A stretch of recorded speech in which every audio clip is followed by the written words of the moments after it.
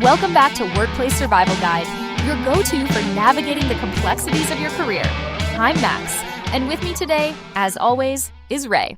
Hey everyone, ready to tackle a tough one today, Max? Absolutely, Ray. Today's big question: can my employer just fire me for no reason? It's a common fear, and the short answer, unfortunately, is often yes. In most U.S. states, we operate under what's called at-will employment. At will? Sounds a bit scary, actually. It can be.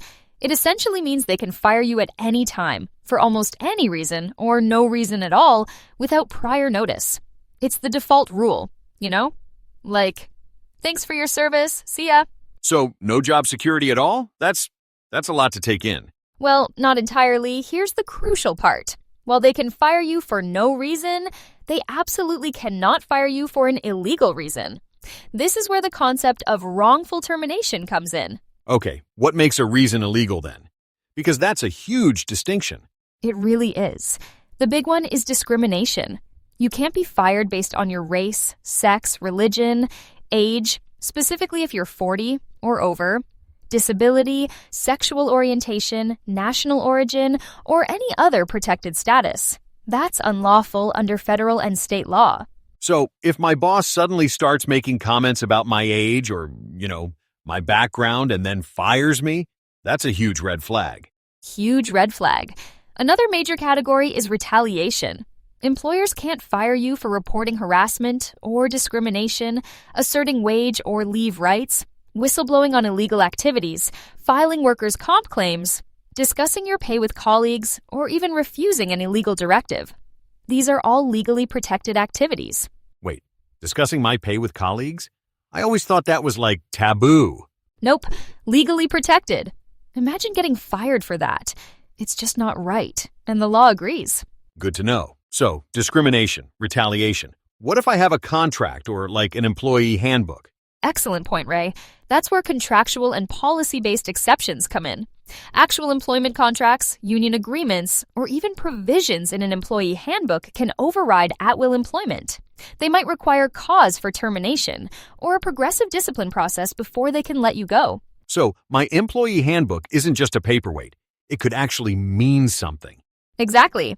Sometimes, even an employer's conduct, like a consistent progressive discipline policy, can create an implied contract for job security. Then there's the public policy exception. If you're fired for refusing to break the law or reporting violations, that's often wrongful. And I guess a good faith covenant is like when they fire you just to avoid paying out your benefits? Precisely, though that's recognized in fewer states. It's termination done in bad faith to sidestep obligations. So if someone's listening, thinking they might have been wrongfully terminated, what should they do first? I bet a lot of people are thinking that right now. First, document everything. Get down the timing, any suspicious behavior patterns, especially if it followed a complaint you made or if company policies were ignored. Second, compare your treatment to colleagues. Were you held to different standards? Uneven application of rules can strongly support a retaliation claim. Like if others did the same exact thing but only you got fired. Exactly. And third, and critically important, consult an employment attorney promptly. Especially before signing any severance documents, those often contain clauses waiving your legal rights.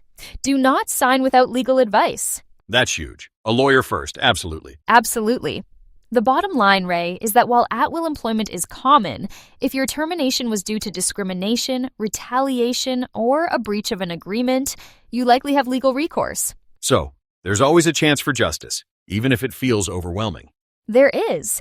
And often these cases rely on contextual evidence rather than just perfect, explicit documentation. It's about piecing together the story. Well, that's all for today's Workplace Survival Guide. Ray, thank you for these critical insights. Always a pleasure, Max. To our listeners, remember, arm yourselves with knowledge. It's your best defense in the workplace. We'll be back next time with more tips for navigating your career journey.